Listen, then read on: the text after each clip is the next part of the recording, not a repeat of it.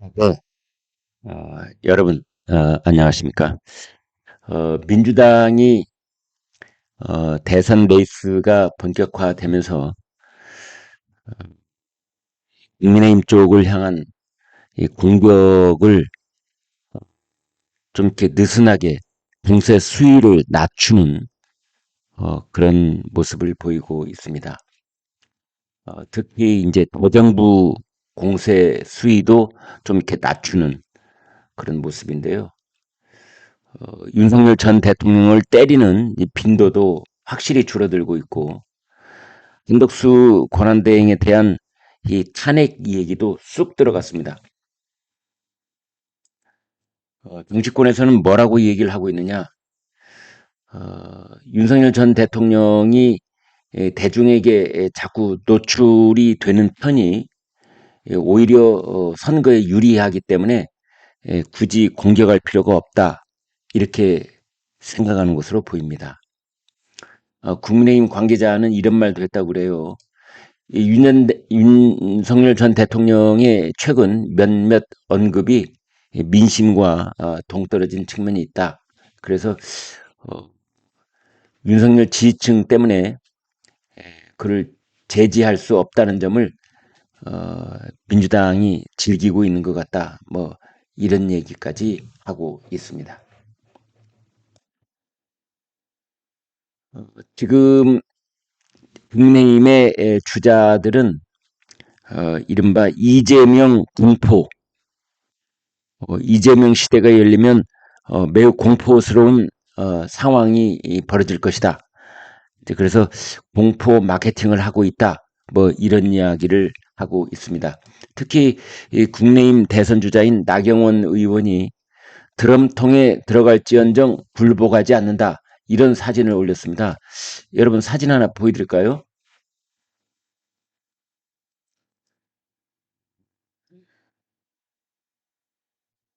이 사진인데요. 왼쪽은 이제 한동훈 전 국민의힘 대표 국민소통관에서 정책 비전을 발표하고 있는 모습인데 오른쪽에 나경원 의원 이게 바로 드럼통 사진입니다.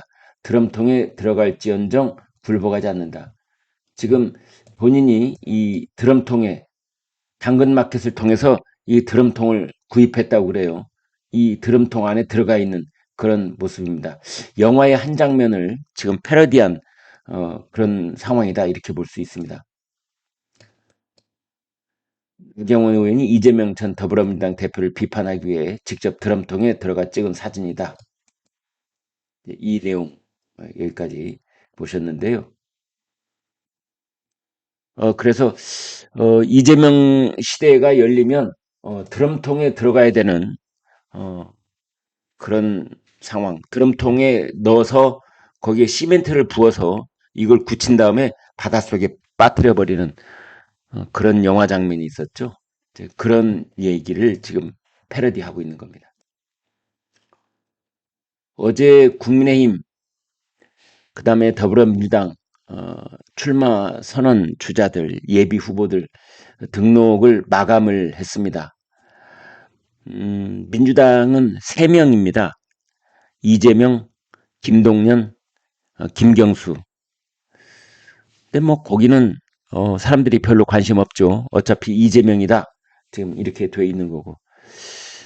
국민의힘 쪽에서는 어, 8명이 등록을 한 것으로 또 뭐 11명이다 이런 일부 보도도 있습니다. 8명이다, 11명이다. 국민의힘에서는 김문수, 나경원, 안철수, 양양자, 양양자 전 의원, 그리고 유정복, 이철우, 한동훈, 홍준표 이렇게 되어 있습니다. 그래서 서류 심사 결과를 이제 오늘 발표를 합니다. 그래서 어, 서류 심사를 통과한 사람만 가지고 이제 최종 병합을 해서 다음 주 다음 주 초에 4명으로 축을 합니다.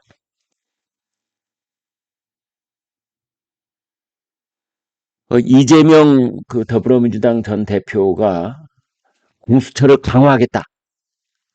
그리고 검찰의 수사와 기소를 분리해야 한다. 이런 이야기를 했습니다.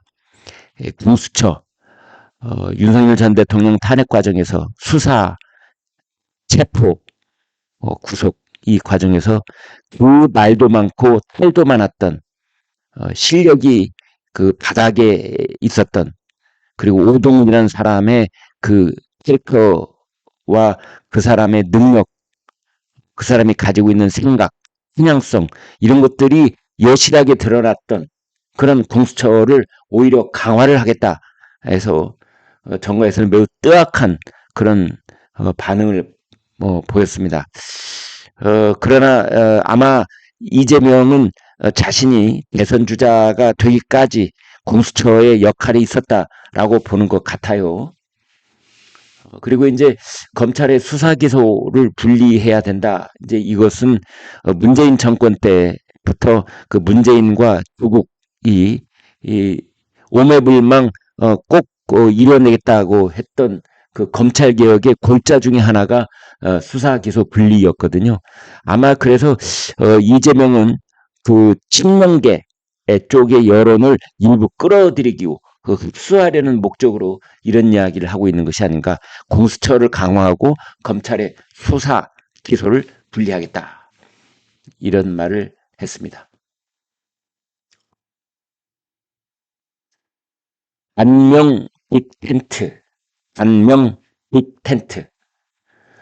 특히 이 민주당 쪽에 김두관 이번에 후보 등록은 하지 않았는데 적극적으로 여기 대해서 공감을 표시하고 나섰습니다. 국민의힘 쪽에서는 김문수 지금 선두주자죠. 그 다음에 홍준표 어쩌면 선두를 다투고 있는 홍준표 제3지대 연대 이게 곧 이제 반명 핀트가 제3지대라고 볼 수가 있는데 여기에 찬성한다라고 했습니다. 반면에 김부겸 전 총리는 나는 민주당원이다라고 여기에는 이제 발을 들이지 않고 있는 그런 상황이다. 이렇게 보면 되겠습니다.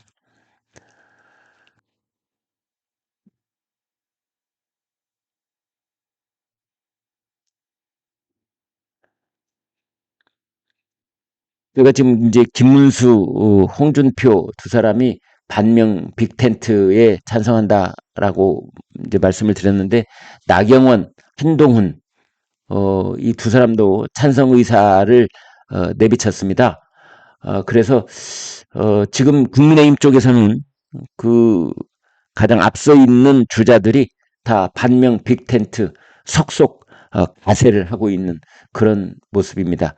서로 개개인의 셈법은 다 다르고 반명 빅텐트가 결국은 자기 자신을 중심으로 해서 뭉쳐야 된다 뭐 이런 생각들을 하고 있는데 그러니까 동상이몽이라고 볼 수는 있지만 그러나 반명 빅텐트라는 그런 이재명은 안 된다. 이재명 시대는 전 국민이 공포 속에 휩싸이게 되는 것이다. 라는 그러한 이 반명 빅텐트에는 다 일단은 찬성을 하고 손을 함께 잡는 그런 모습입니다.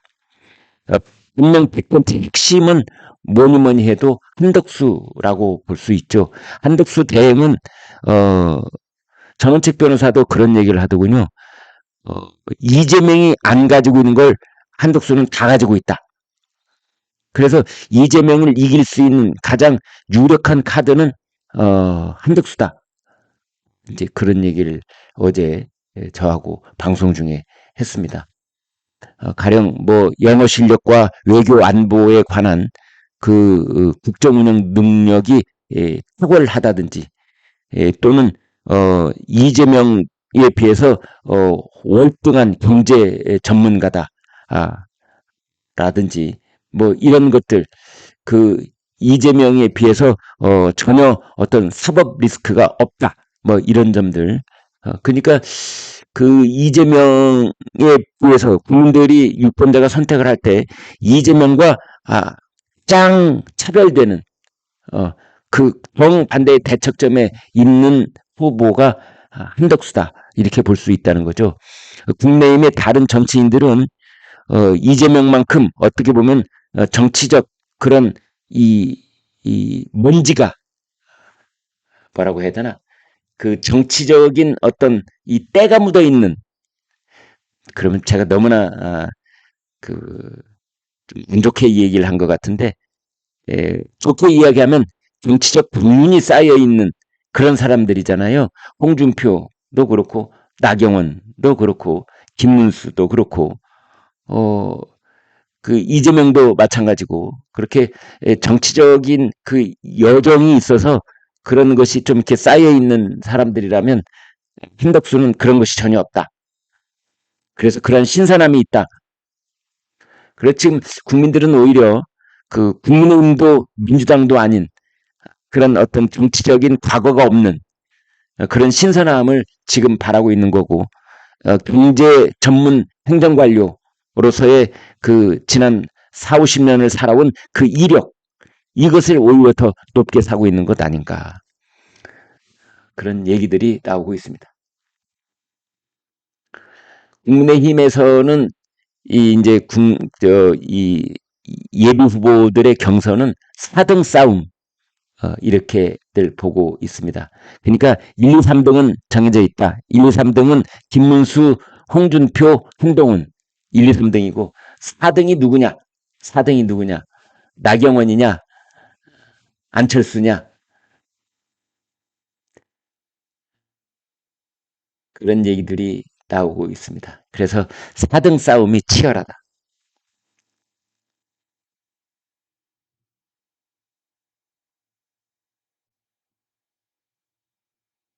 이재명에 대해서 어, 이런 얘기가 있습니다. 30%대 박스권에 갇혀 있다. 그래서 이재명은 확장성이 제로다. 이재명은 30%대 뭐 거기서 움직일 줄을 모른다. 지금 윤석열 대통령 탄핵 국면에 그다음에 국민의힘 지지율이 죽을 쓰고 있는 이런 상황이라면 이재명의 지지율이 날개를 단 듯 뭐 50, 60% 이렇게 나와야 되는데 상대적으로 국민의힘 후보들에 비해서 앞서 있다. 그런 결과가만 나와 있을 뿐 본인이 독자적으로 확장세를 보이고 있는 것은 아니다.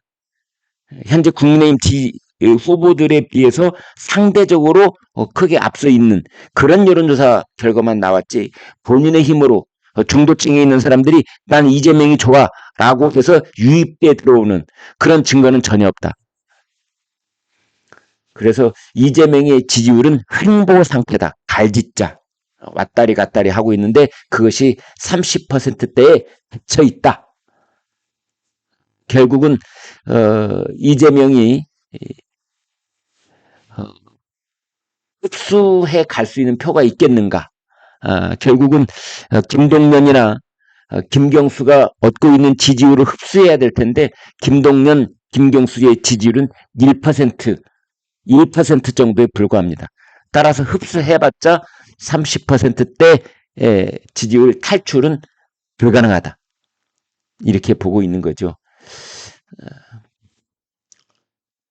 30%대에 붙어 있다는 이 여론조사는 한국갤럽을 중심으로 해서 드린 말씀입니다.